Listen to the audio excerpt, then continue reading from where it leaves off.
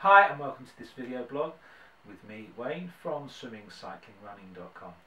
Well, what a fantastic Paralympics we've just had. I think in terms of athleticism, they were at least the equal to the Olympics themselves. And I think for the first time, the coverage from Channel 4, which was pretty good apart from the ads, but they have to have ads, which was pretty good. They weren't intrusive, the ads, but they did have them, and it was slightly nicer sometimes not to go from a moment of high drama to a moment of advertising.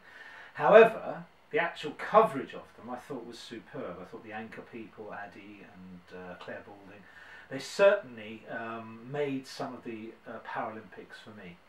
I didn't get to see the Paralympics, although I went to the Olympics. And the crowds were so enthused by such athleticism. I thought that was fantastic. Anyway, whilst I was watching them, it struck me that the runners with blades were running in a particular style that they had to. But I also wondered if there was anything that the non-disabled athlete could learn from that running style. If we could see something in that running style that actually made sense for a non-disabled runner. So I'm going to head to the computer and actually look at some of the races with blades and see exactly how they're running, what generates the speed in their running, and see if we could potentially learn anything from that as able-bodied or non-disabled runners. Anyway, that should be interesting. We'll come back and review the results after we've had a look at the computer. So we're just going to take a look on tracker at Pistorius coming in on his successful 400-metre final. And you can see his legs are moving incredibly quickly at the front. The drive back is incredibly fast. And I think this is true of all double amputees. You can see it's virtually a blur there. And as he comes through the line, there you go, he completely blasts through. But it's interesting to see just a few steps before, as he plants his foot down, and this is again true of most double amputees, they actually land with their body weight slightly behind their blade foot. And what they do is they're moving that blade so quickly backwards that they're generating spring off that blade and then spring forward off it as it goes backwards really fast. If I just move that forward one frame, you can see how quickly that moves from the forward position down and backwards. And that's true of the other leg as well. See, the other leg bends slightly more. And so what I was interested in is sort of the spring that they're developing, and can the able-bodied or non-disabled athlete generate the same sort of spring, or can they learn something from the spring they seem to be developing? But the first thing we had to do really was measure that spring, see if they are actually developing any at all. Here we are watching Pistorius in his semi-final, and so he's not probably at maximum speed, but what I'd like to measure is the compression in this blade as it has actually landed. And I've done a couple of figures for you. If we look at a measurement from that Velcro strap down to the bottom of the blade, we're getting a measurement of 80.19. Doesn't matter what that is, it's not going to be centimeters because this isn't calibrated properly. There's no way to calibrate it, but it's 80.19. And if we move on one frame when this blade has effectively landed, so we're looking at a very similar viewpoint. We're not going to have a huge amount of error because of the visual error. And look at the second measurement. We can see that we've gone to 76.94. Now that compression in that blade, which you can see is now shaped slightly differently to it was just before. Yeah.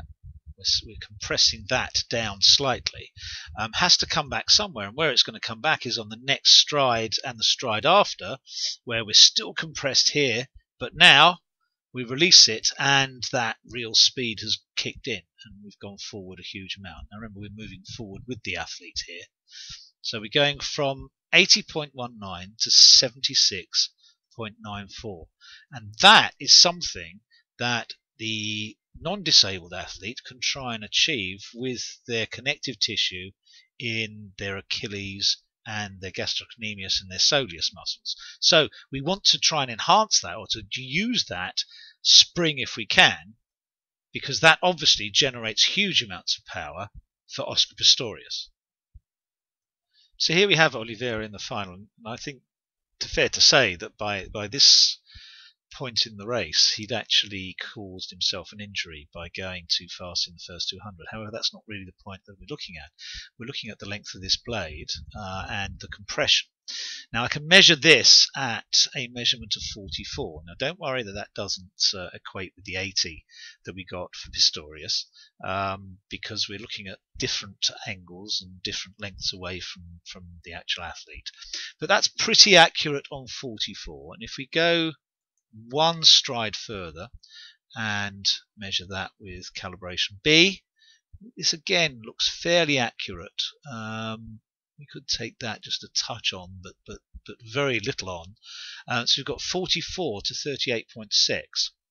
Now that's a 5-unit decrease in length of the blade, and that for Oliveira, it's actually being taken up mostly at the bottom end of the blade by the looks of it. This bit doesn't bend, but it might flex outwards. But this bit obviously has bent, and that has given him a 5.4, if you like, or 5 thereabouts, 5.04 reduction in the length of his blade. Now that has to come back somewhere, and obviously that's going to come back as he releases, but at this point I don't think he's running particularly fast. I think he's given up, and I think he is actually injured, to be fair to him. But that certainly is much more of a spring that he's getting from his blade than Pistorius would from Pistorius's blade. But still, as he's running exactly the same way, you can see that he's landed. He's now got a slightly more bent body than Pistorius, and he would land more over his centre line, but he still lands quite in front of his centre of gravity. Now, up the top, we have Blake Leaper from America, who again is a double amputee. And if we look at Leaper in this exact shot, we can measure his blade at 40.58. Again, that's units. It doesn't relate to any particular measurement. And if we go on one further, we can see that that reduces to 37.34. And that is, again, far less than even Pistorius or than Oliveira. Now remember, this guy isn't as fast as either. So the amount of reduction, the amount of spring you get from that blade seems to be directly related to the actual length of the blade as we've measured it.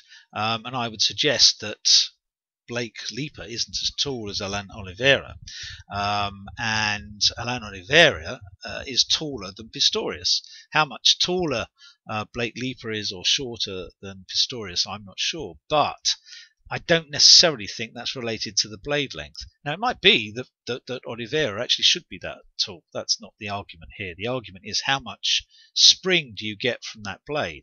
Now, if you get spring from that blade, is it worth trying to get spring from a non-disabled athlete's lower leg? I think it has to be. And to do that, you really do have to concentrate on developing power from the gastrocnemius and soleus muscles at the bottom of the leg that attach to the Achilles tendons, etc., and the connective tissue that go through the foot. And you can see, if you can do that, if you can develop spring off that leg, you're going to be generating huge amounts of force, potentially without a huge amount of effort from those muscles, because remember, these athletes don't have those muscles. Okay, so what got me really thinking about this topic was how Richard Whitehead came through the field so dramatically in his 200 metres. And here he is behind, and he's driving forward, and suddenly the burst of speed he has is clearly not necessarily just due to muscle power. Right, and at this point we can actually measure his leg extension because we have a good enough picture of his leg. So let's do that with a little tape here, and I think we've got it fairly accurate. If you look at these points, it's 63.13, and if we move on one frame and look at that, we've got 56.08. Now that's very close to 7 units. 7 units of compression in that blade. And the speed he comes through compared to all other athletes tends to let me believe, or tends to lead me to believe, that he has more compression than any of the other of these athletes, and he can use that as, if you look in the next, he drives off that so fast as he brings his leg through it. So the short lever he has, which is unfortunate, makes him drive that incredibly fast. But he can't do that at the beginning of a race, which is why he was so far behind in the 100 meters. Good luck to him, but we can use this as able-bodied or non-disabled athletes. If we can use the connective tissue in our soleus and gastrocnemius and the Achilles and generate spring off that, all we have to do is strengthen those muscles, strengthen that connective tissue, strengthen the Achilles tendon, and if we can use that to spring off, instead of just using our muscle power, it must be better for us than just using muscle power alone. So can we learn anything from these wonderful athletes? Well, I think we've proven you can. They develop a huge amount of power from a spring. We have springs in our legs. It's called connective tissue and it's called tendons. In the lower leg we have 2 muscles, the gastrocnemius and the soleus, and we have the connective tissues from then, and we have the Achilles tendon and the tendons through our feet. Now to build up strength in those takes time. We're heading into the winter, you have that time. Build up strength. Heel raises, drills to strengthen those muscles and tendons, and you will be able to use those next year when you come to running. Makes much more sense than just using your running muscles themselves. Okay, next week's a different topic. We're coming to the end of the season, so we might be talking about the mentality of triathletes in the closed season. Alright, speak to you soon. Bye.